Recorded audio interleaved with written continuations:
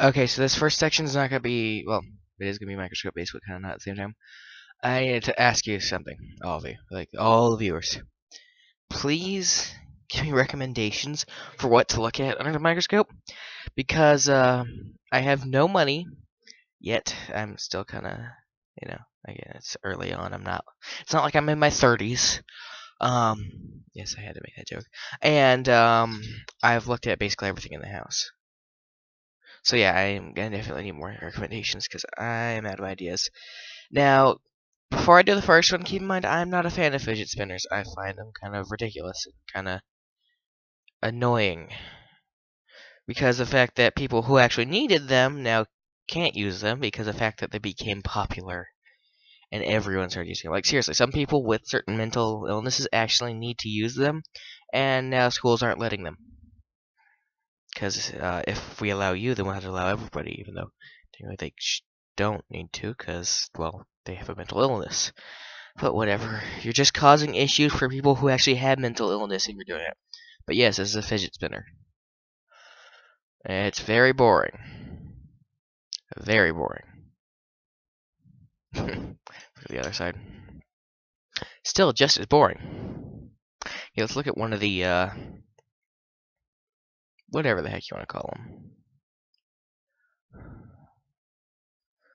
The ends.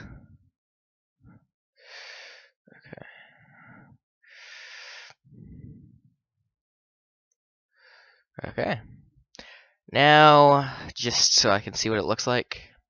Well, yeah. Huh. Pretty interesting. Isn't spinning very fast, but yeah. Probably should put an epileptics warning, but I don't really, I don't remember stuff.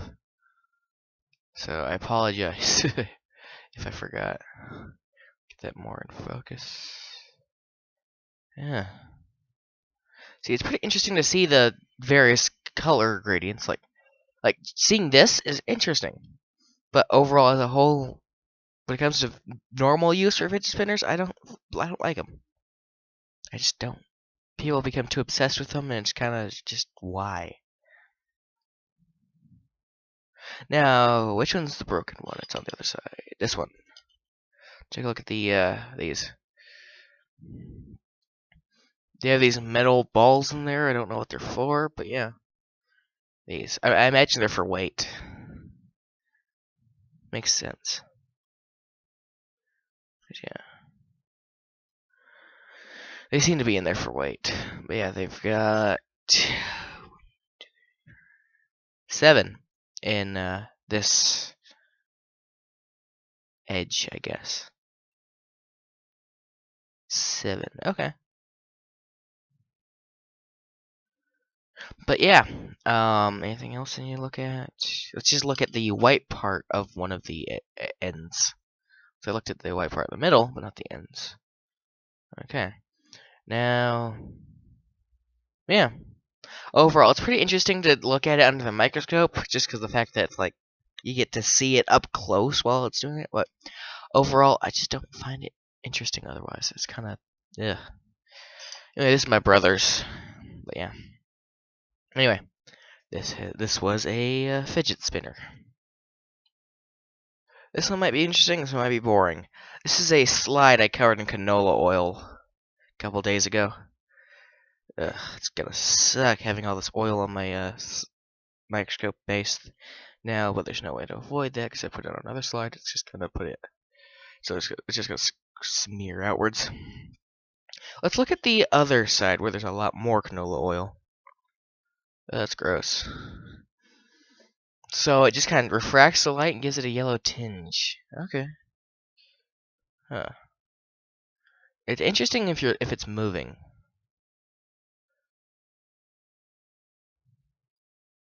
Because what you're seeing, that is a microscope base. Oh, that's weird. It isn't in focus until I put the slide there. Oh, that's cool. That's cool. See, out of focus, in focus. That is weird, though. Huh. Pretty interesting, but yeah. Definitely weird. Just seeing how the light refracts like that and reflects and.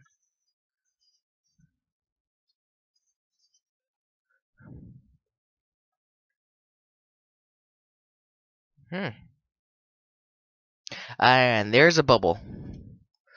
There's a bubble. Get that bubble back in the middle. That's a bubble right there. Huh. So definitely the farther you get away from where I sprayed. I sprayed at this end. Snap, I just did what I think I just did, didn't I? Yeah. Darn it. I hit the top the it's just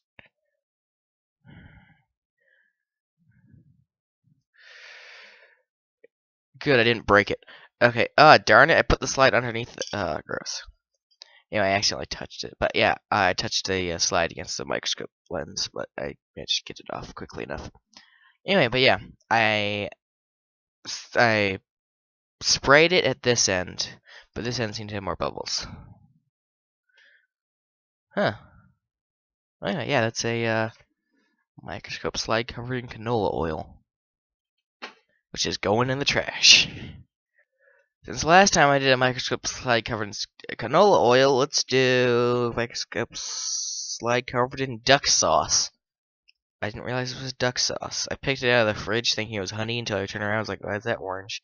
Then I look over, it's duck sauce. Huh. I don't know where it's from because of the fact that it's the actual name of the place is in Chinese. And yes, I know it's in Chinese. I can tell the difference between Chinese and Japanese. Because I went there. I mean, come on, you know. I can tell the difference between the food and certain words. Just not.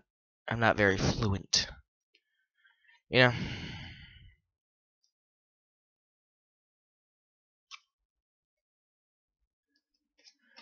Anyway, is there a hole big enough yet? Yep, a little bit. Come on, there we go. I hope this doesn't have a strong smell. Okay, let's move that up a bit so I don't actually smear it on the microscope. I don't know much about duck sauce, but I know this is a duck sauce. It's kind of interesting how you can get different bubbles in focus. And they look almost like they were drawn in by pencil. Don't they? Just look at that. Look at that one in the middle. Doesn't that look like it was drawn in with pencil?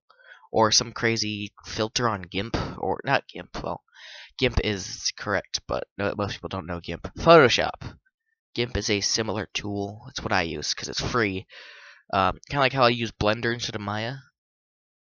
But yeah, doesn't it look like some kind of crazy filter on Photoshop or pencil? Kinda interesting. I don't know why it does that. I do not know what's going on there. I know you can see the light. See those 1, 2, 3, 4, 5, 6, 7, 8. See those 8 dots in the middle of the bubble? That's actually the lights on the microscope. But I don't know why the duck sauce is. Well, the duck sauce kind of has a sort of a darkish, like black tinge to it. You know, like it's not very like it's normal. It's like orange. Okay, here's a perfect way to describe it. Imagine you take a wall, you paint it like that pinkish orange color. No, wait, no. Sorry. Let me rephrase it. You take a wall, you paint it black, then you paint it that pinkish orange color. That's what the duck sauce looks like. Because yeah, it seems to have that like black tinge to it, like below a pinkish orangish color. Which I don't like that pinkish orangish color. It's kind of gross. Because I've thrown up that color a few times. But it's kind of interesting how all the bubbles end up looking like, well, the side of the whole thing. See? Right here looks kind of like the bubbles. That's cool. That is just cool. Doesn't that look like some kind of crazy like wall where you'd see tiny soldiers just go across like right here? Oh wait, you can't quite see that, can you? Or you just see tiny soldiers running at the giant orange wall and start trying to tear it down. Doesn't that look like that? Interesting what liquids can do under a microscope. Because, yeah, normally, it's actually not that vertical in relation to it. It's just reflecting it in such a way, and refracting it in such a way that makes it look vertical. Like, it does go up, but not in such a strong, like, not with such a strong amount. It's interesting. Well, anyway, this has been duck sauce. What else did I do? Canola oil. Was that it? Did I only do 2, or did I do 3? Well,